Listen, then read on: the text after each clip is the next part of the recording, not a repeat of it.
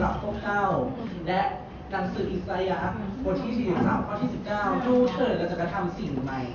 บัดนี้จะงอกขึ้นมาเราจะไม่เห็นหรือเราจะทำทางในถิ่นทุรกันดารและแม่น้ำในที่แห้งแล้งอยากจะสวัสดีทุกคนนะครับในปีใหม่พศ2569ครับสวัสดีครับมีใครมาบ่นเราเป็นครั้งแรกไหมครับขอเชิญดินขึ้นครับแล้วจะผมดินขึ้นต้อนรับเขา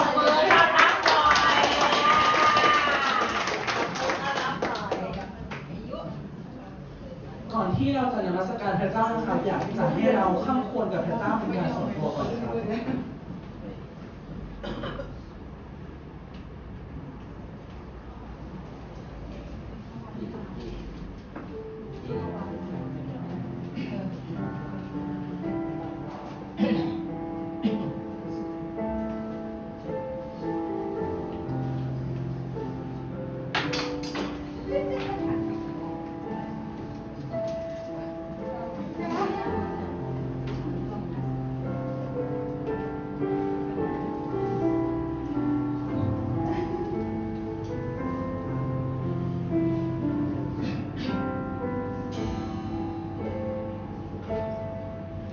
ในเวลานี้ขอเชิญพี่น้องทุกท่านนะครับที่จะยืนขึ้นครับฟิลิปปีบทที่2ข้อที่8พระองค์ทรงถ่อมพระองค์ลงจนถึงความตายคือความตายบนไม้กางเขนที่แห่งนี้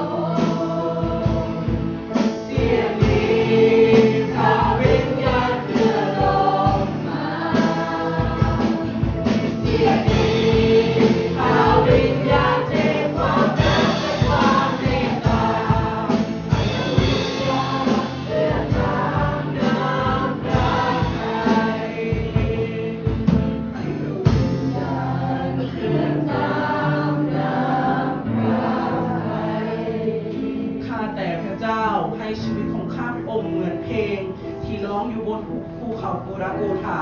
เป็นเพลงแห่งความสำนึกในพระคุณเป็นเสียงแห่งการสาธุการต่อไม้กางเขนเป็นถ้อยคำแห่งความรักที่พระองค์ขอบคุณพระองค์ทุกลมหายใจขอให้เสียงแห่งกางเขนนี้กองอยู่ในจิตใจของข้าพระองค์ทั้งหลายทุกวันในความรักของพระองค์นำข้าพระองค์เดินไปบนทางแสงสว่างจนกว่าจะได้เห็นพระพักตร์ของพระองค์ขออธิษฐานในพระนามพระเยซูคริสต์เจ้าอาเมนสดุดีบทที่34ข้อที่1ข้าพระเจ้าจะถวายสาธุการแด่พระเจ้าอยู่ทุกเวลาการสรรเสริญพระองค์อยู่ในปากของข้าพระเจ้าเสมอความสัตย์ซื่อพระองค์ทรงนำหน้าวันและคืน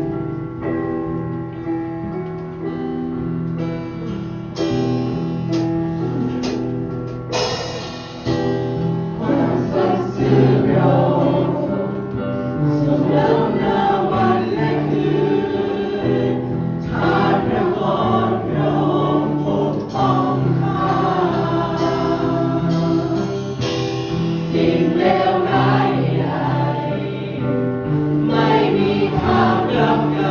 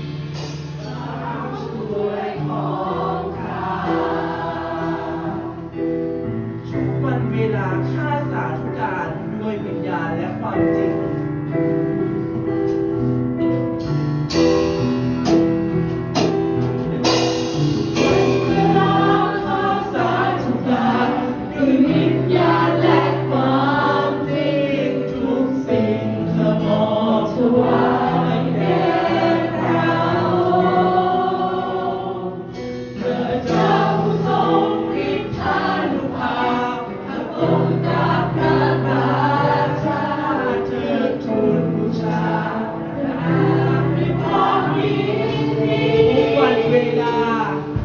ทุกวันเวลาข้าสัตย์การด้วยวิญญาณและความจริงทุกสิ่งมอบถวายแด่พระองค์ข้าเจ้าทรงฤทธานุภาพพระองค์กับพระบาทเธอทูลบูชาพระนามด้วยความยินดีให้เราสรรเสริญเธอทู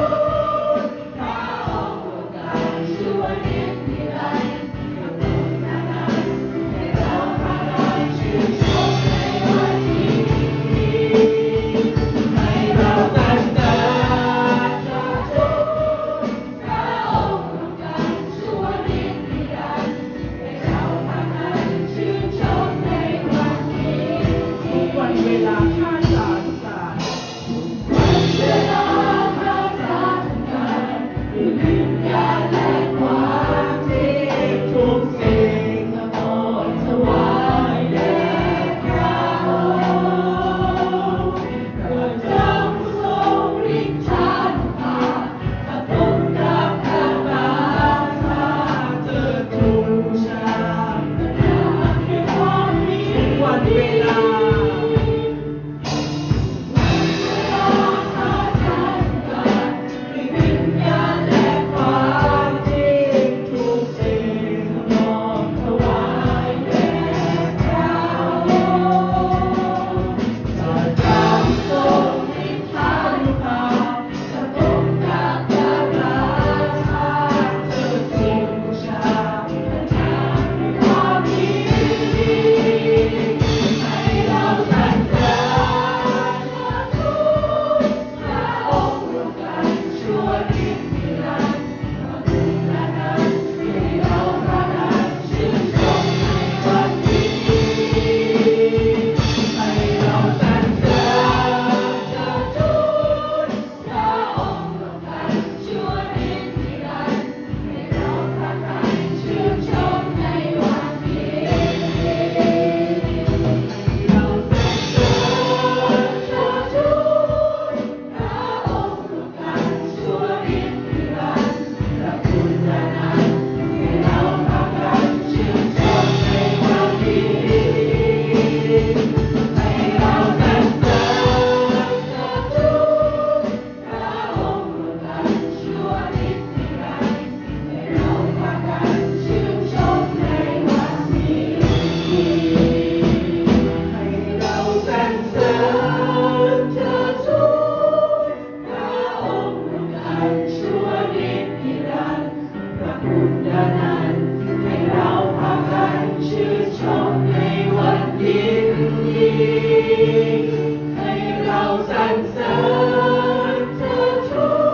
ลพระองค์ร่วมกันชั่วนิรันดร์ให้เราพากันชื่นชมในวันนี้ให้เราพากันชื่นชมในวันนี้ให้เราพากันชื่นชมในวันนี้ข้าอยู่แนบพระคริสต์ทรงพระชนอยู่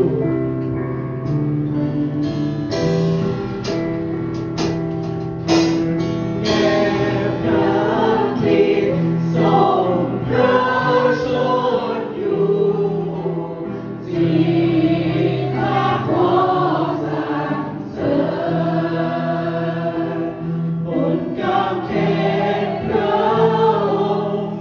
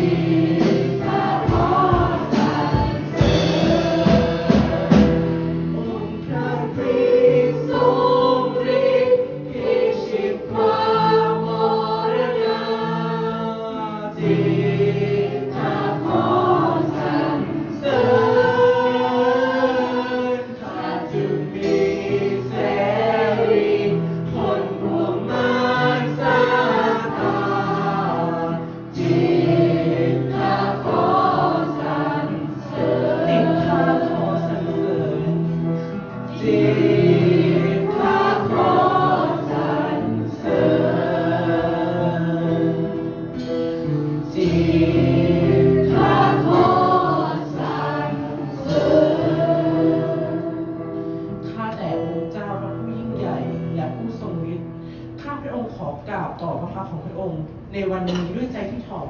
และสรรเสริญพระนามอันบริสุทธิ์ของพระองค์ พระองค์ทรงเป็นพระเจ้าผู้ทรงสร้างฟ้าสวรรค์และแผ่นดินโลกตรัสเพียงคำเดียวโลกก็เกิดขึ้นมาไม่มีสิ่งใดใหญ่เกินวิธานุภาพของพระองค์ไม่มีภูเขาใดสูงเกินความรักของพระองค์ และไม่มีความมืดใดที่แสงสว่างของพระองค์จะไม่ส่องถึงขอให้ชีวิตของข้าพระองค์เป็นเสียงสรรเสริญประกาศว่าพระเจ้าของข้านั้นยิ่งใหญ่และขอให้พระนามของพระองค์ได้รับเกียรติสูงสุดทั้งบัดนี้และตลอดไปขออธิษฐานในพระนามพระเยซูคริสต์เจ้าอาเมนตั้งอยู่ในท่าที่ของการนมัสการพระเจ้าอยู่นะครับ1 โครินธ์บทที่ 3 ข้อที่ 16 ท่านทั้งหลายไม่รู้หรือว่าท่านเป็นวิหารของพระเจ้าและพระวิญญาณของพระเจ้านั้นสถิตอยู่ในพวกท่านเราบัญชาเจ้าและไม่ใช่หรือ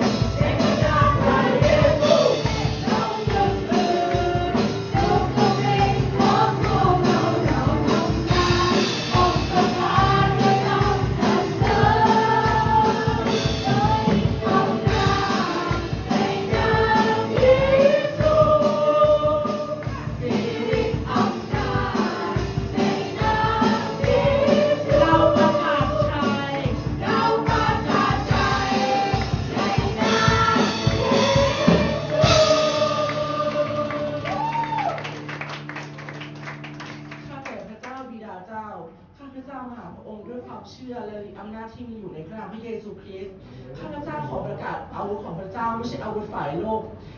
แต่เป็นฤทธิ์เดชของพระเจ้าเพื่อทำลายป้อมปราการทั้งปวงในพระนามพระเยซูข้าพเจ้าขอทำลายป้อมปราการแห่งความกลัวความบาปความท้อใจความคิดลบและโซ่ตรวนทั้งหลายขอความจริงของพระเจ้าเข้ามาแทนที่คำลวงขอสันติสุขเข้ามาแทนความวุ่นวายขอความสว่างขับไล่ความมืดออกไปอาเมนข้าประกาศว่าพระเยซูเป็นองค์พระผู้ช่วยให้รอดขอทรงครอบครองจิตใจและความคิดของข้าพเจ้าตั้งแต่บัดนี้ตลอดไปข้าพเจ้าขออธิษฐานในพระนามพระเยซูคริสต์เจ้าอาเมนขอเชิญทุกท่านนั่งลงค่ะ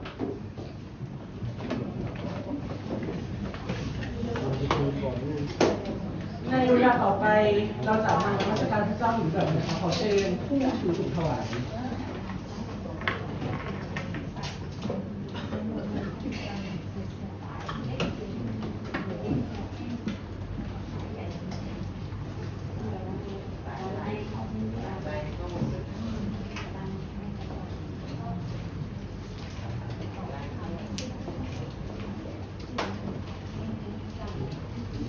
เพราะข้าพเจ้าเป็นพยานแน่ว่าพวกเขาถวายตามความสามารถที่จริงก็เกินความสามารถและทำด้วยความสมัครใจ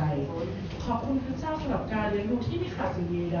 วันนี้ลูกทั้งหลายนำซ้ำมาถวายด้วยใจยินดีเพื่อมีส่วนร่วมในงานของพระเจ้าขออวยพรที่ตั้งใจในละครอย่างเต้นและลดจนเกินความเข้าใจของเขาขอมอบไว้ดูฉากบนองค์อธิษฐานในพระนามพระเยซูคริสต์เจ้าอาเม